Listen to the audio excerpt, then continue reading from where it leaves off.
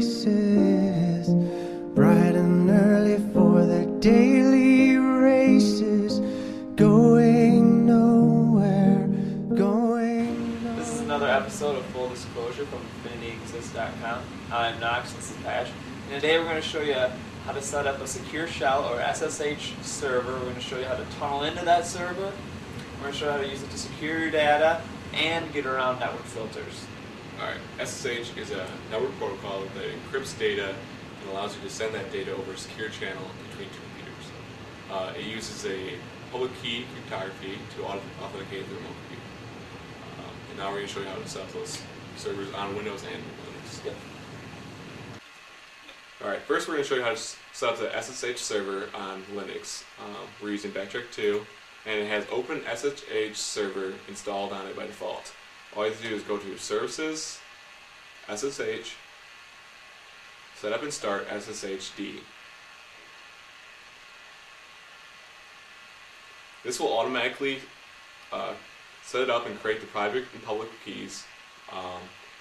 These keys and usernames will be based off of your local username and passwords. It's going to display your local NATed IP address. But that's not the one you're going to use to connect to your SSH tunnel from a remote computer. To find out what your external IP address is, we're going to use the website ipaddress.com. Address only has one D in it.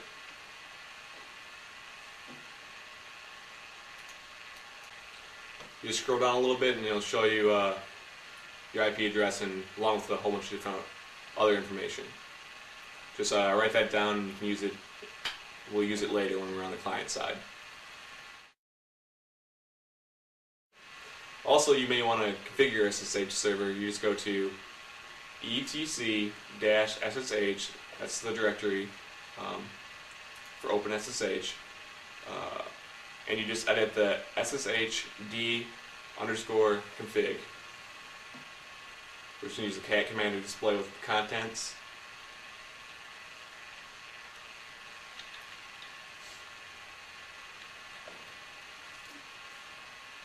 As you see, there's a lot of different settings you can change and mess around with.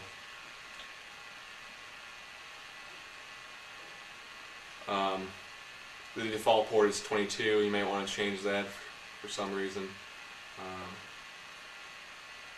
Yep. And that's it for the Linux. Let's go to Windows. Alright, we're on the Windows computer now, and it's a little bit different.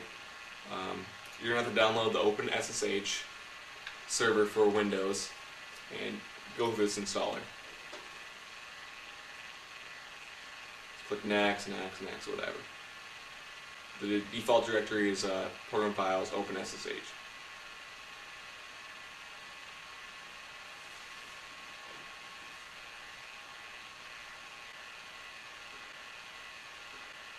And it lets you know that you have to create a password file or else you won't be able to connect.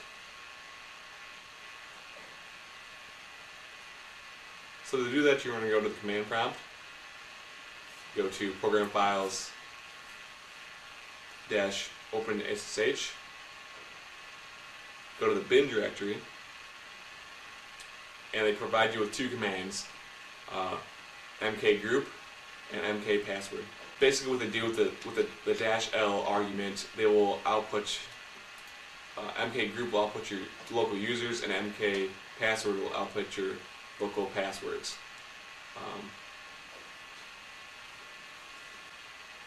Basically, what you want to do is you want to dump the output of both those programs into etc group and etc password.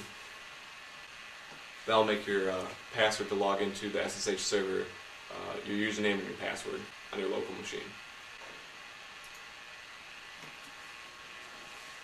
Also, you can config the SSH server the same way by going to etc-sshd_config. After you get done setting up the server, you want to start the service by typing in net start open SSH server.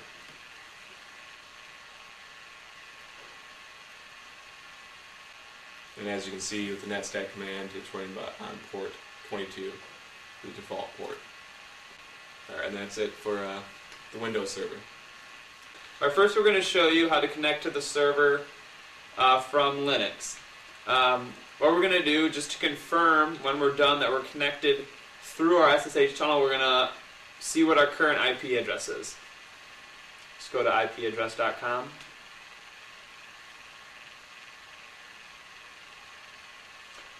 And just take note of that so you can compare later. Alright, first we're going to open up our shell and we're going to type the command SSH-D, the port that you want to connect to the server with, the username, at the server IP address. Now that port that you're using is also going to be the internal port that you connect to through your web browser. Alright, now what we need to do is we need to configure our web browser to go through that tunnel we just created. So what we need to do is go to Edit Preferences, go over to Advanced, Network, Settings, and then we're going to go to Manual Proxy Configuration. And for this we're going to be using the SSH protocol. Alright, what we're going to put in our port that we use, 6969, and we're leaving it as localhost because you're connecting to that local tunnel that you've created, which then goes to the SSH server.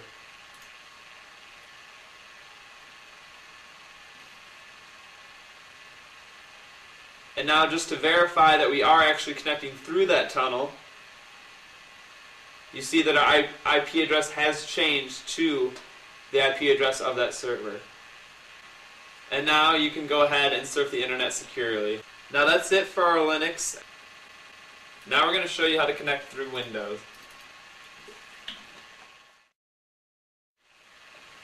Alright, again, we're going to use ipaddress.com to verify at the end that we've actually made that connection to the server. Just take note of your current IP address.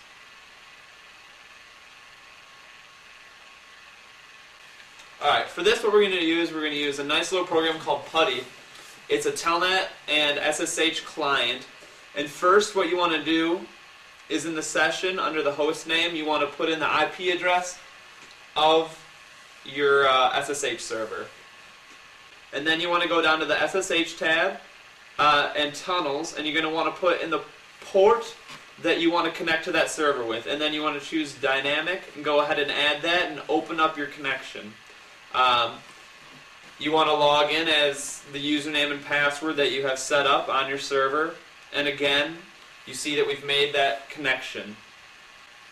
Alright, now that we've made that connection, we need to set up our web browser to take advantage of the tunnel we've created. Again, go to Advanced, Connection Settings, Manual Proxy Configuration, change the SOCKS host. We have localhost under the 6969 port. Hit OK, OK. And now we're going to refresh this page.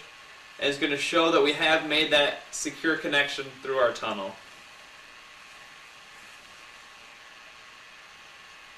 And again, our IP address has changed.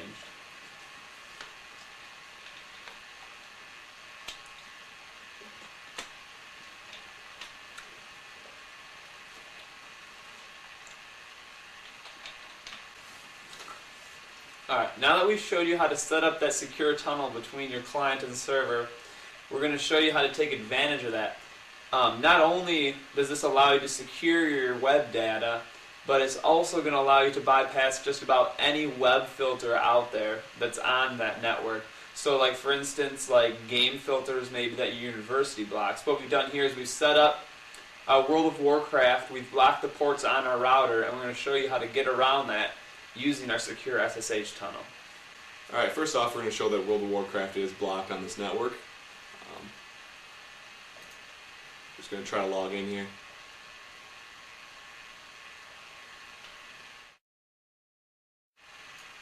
And as you can see, we were unable to make a connection with the servers. So you're going to need a few things to bypass this filter. You're going to need Putty and Proxify. Basically, you set up a tunnel with Putty the same way you did before. Log into the SSH server.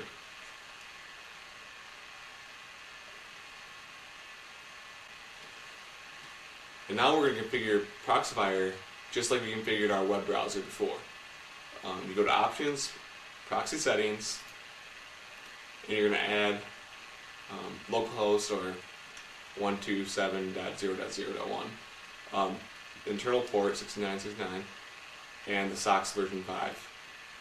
Push OK, and now every program that you access the internet with is going to go through Proxifyer and in turn go through the SSH server.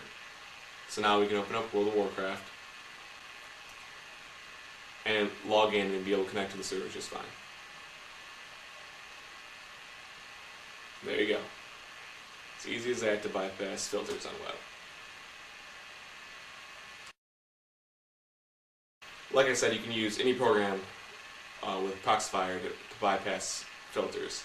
I'm just going to show you here. I'm going to set the proxy settings back to the direct connection to the internet on the Firefox. And as you can see, Firefox shows up in the Proxifyer.